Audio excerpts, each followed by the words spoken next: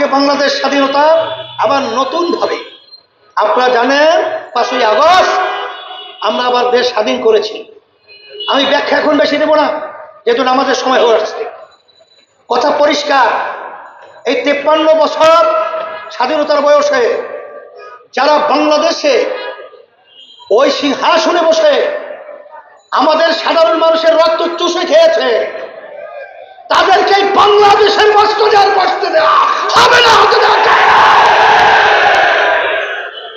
একটা পিঁপড়ার মূল্য রয়েছে, কিন্তু আশরাফুল মাখলুকাত মানুষ তাদের যখন কোনো ন্যায্য অধিকারের নামে রাজপথে তারা যখন আন্দোলন করে আওয়াজ তুলে, তখন তাদের ঠান্ডা মাথায় তাদের বুকের উপরে গুলি করবে, রাজপথে লুটিয়ে ফেলবে।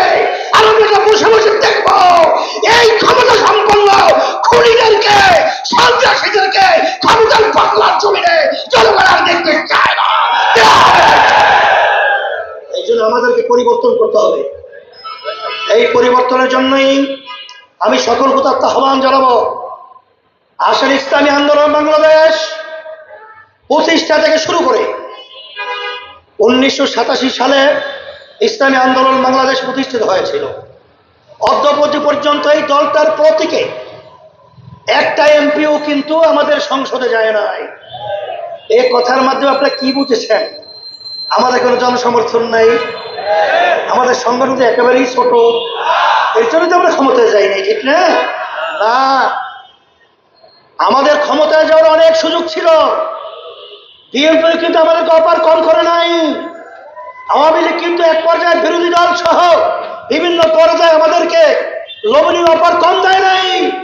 কিন্তু আমরা দেখেছি এই চালেন্দের লেজুভিত্তিক ক্ষমতায় সিঁড়ি হিসেবে যদি আমরা ব্যবহৃত হই, বাংলাদেশের মানুষ চিরতরে তারা অবঞ্চিত হবে, তারা স্বাধীনতা খর্ব হবে, খুনি হবে, গুম হবে, টাকা পাচার হবে।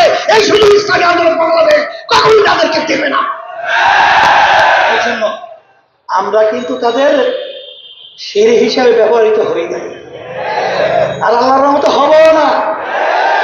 যতক্ষণ আমাদের গলা থাকবে, যতক্ষণ রক্ত থাকবে, ততক্ষণ অন্যায়ের প্রতিবাদ, খুনিদের প্রতিবাদে ইসলামী আন্দোলন বাংলাদেশ তার সহযোগী সংগঠনগুলো রাজপথে থাকবে, যেরকম আজকে মহাসমুদ্রের ভিতরে আপনারা প্রমাণ করেছেন।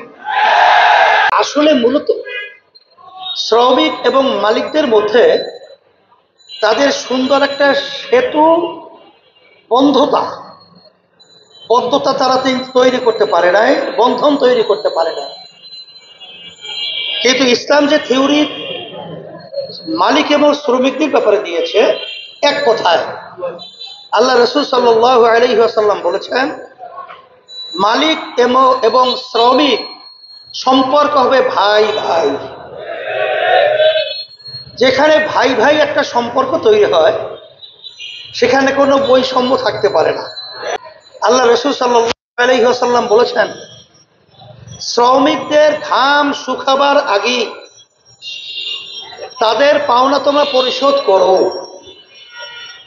কিন্তু অন্যান্য যে সংগঠনের শ্রমিক সংগঠন রয়েছে, তারা কি এরকম একটা সুন্দর কোনো কথা, সুন্দর এরকম একটা পদ্ধতি তারা কি আসলে বলতে পেরেছে, বাস্তবায়ন করতে পেরেছে? বরঞ্চ আমরা কি দেখেছি, দিনের দিন শ্রমিক তারা গরিবের পর গরিবই হবে, আর মালিক তাদের কাঁধে ভর করে দিনের দিন তারা একেবারে চূড়ায় উপরে উঠবে, এই হলো তাদের স্বপ্ন। এটা কি বৈষম্য না? এই বৈষম্য দূর করার জন্যই ইসলামী আন্দোলন বাংলাদেশ আমরা শ্রমিক আন্দোলন করেছি।